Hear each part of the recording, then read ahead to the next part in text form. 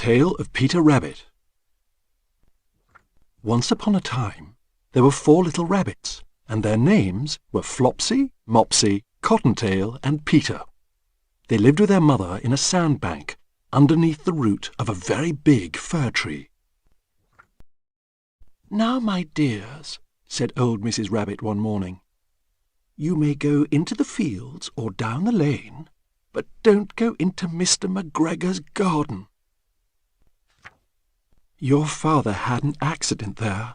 He was put in a pie by Mrs. McGregor. Now, run along and don't get into mischief. I'm going out." Then old Mrs. Rabbit took a basket and her umbrella and went through the wood to the baker's. She bought a loaf of brown bread and 5 currant buns. Flopsy, Mopsy, and Cottontail, who were good little bunnies, went down the lane to gather blackberries.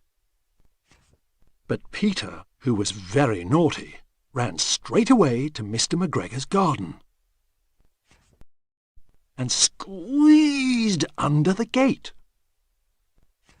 First, he ate some lettuces and some French beans, and then he ate some radishes. And then, feeling rather sick, he went to look for some parsley. But round the end of a cucumber frame, who should he meet but Mr. McGregor?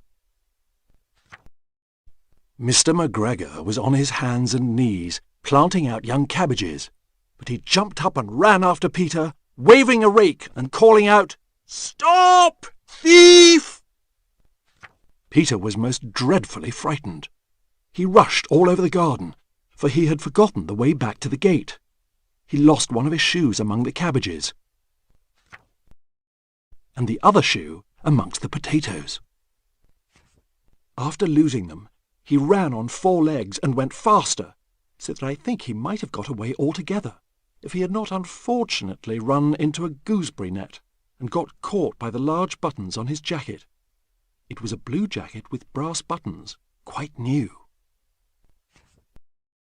Peter gave himself up for lost and shed big tears, but his sobs were overheard by some friendly sparrows, who flew to him in great excitement and implored him to exert himself.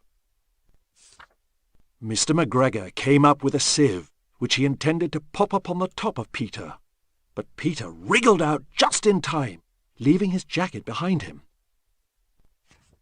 and rushed into the tool shed and jumped into a can. It would have been a beautiful thing to hide in, if it had not had so much water in it.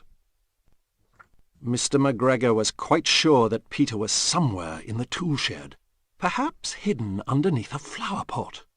He began to turn them over carefully, looking under each. Presently Peter sneezed. Shoo! Mr. McGregor was after him in no time, and tried to put his foot upon Peter, who jumped out of a window, upsetting 3 plants. The window was too small for Mr. McGregor, and he was tired of running after Peter. He went back to his work. Peter sat down to rest. He was out of breath and trembling with fright, and he had not the least idea which way to go. Also, he was very damp with sitting in that can. After a time, he began to wander about, going lippity-lippity, not very fast, and looking all round. He found a door in a wall, but it was locked, and there was no room for a fat little rabbit to squeeze underneath.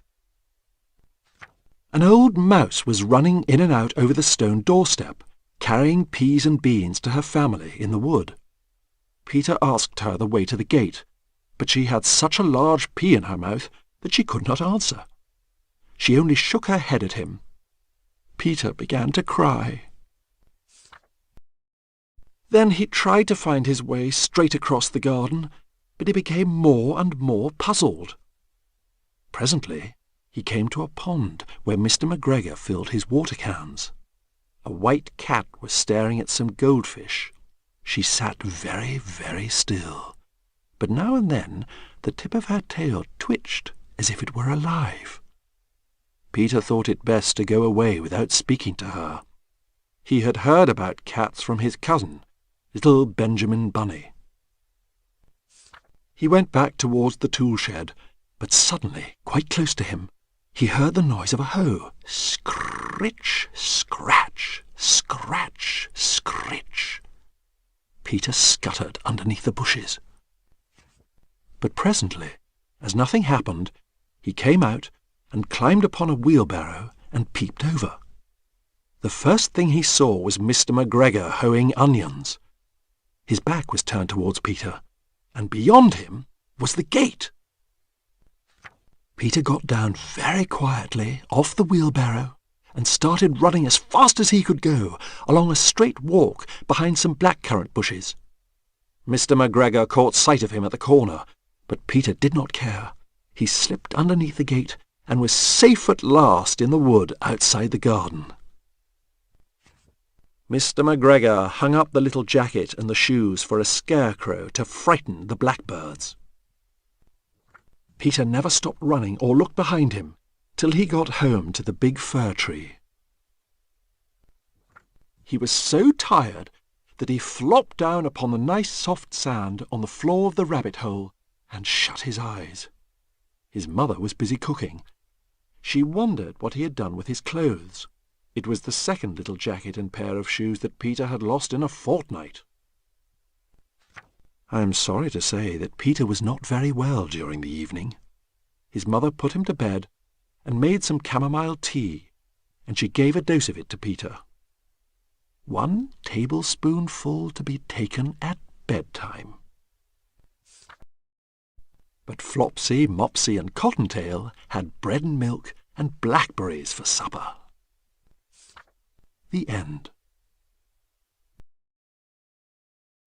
The Tale of Squirrel Nutkin. This is a tale about a tail that belonged to a little red squirrel, and his name was Nutkin. He had a brother called Twinkleberry, and a great many cousins. They lived in a wood at the edge of a lake. In the middle of the lake there is an island covered with trees and nut bushes, and amongst those trees stands a hollow oak tree, which is the house of an owl who is called Old Brown. One autumn, when the nuts were ripe and the leaves on the hazel bushes were golden and green, Nutkin and Twinkleberry and all the other little squirrels came out of the wood and down to the edge of the lake. They made little rafts out of twigs, and they paddled away over the water to Owl Island to gather nuts. Each squirrel had a little sack and a large oar, and spread out his tail for a sail. They also took with them an offering of 3 fat mice as a present for Old Brown, and put them down upon his doorstep. Then Twinkleberry and the other little squirrels each made a low bow and said politely, "Old Mr. Brown, will you favour us with permission to gather nuts upon your island?" But Nutkin was excessively impertinent in his manners.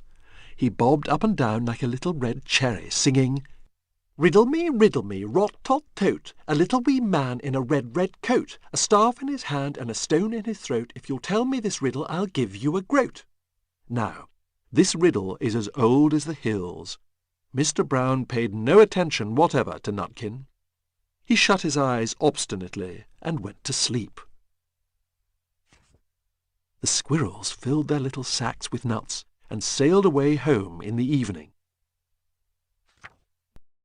But next morning they all came back again to Owl Island, and Twinkleberry and the others brought a fine fat mole and laid it on the stone in front of Old Brown's doorway and said, "Mr. Brown, will you favour us with your gracious permission to gather some more nuts?"